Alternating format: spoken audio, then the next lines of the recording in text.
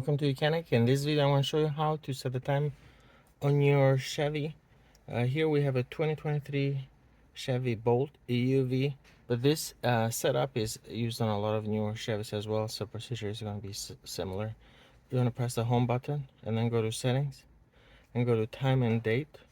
Now if you have this enabled here, you can see set time is grayed out, because what this is doing is picking up the time from your phone.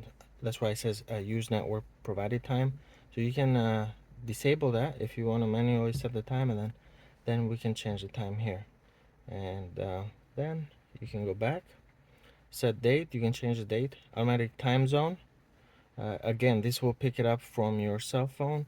So when you pair your phone to the system here, it picks up the time zone from your cell phone provider, cell phone network.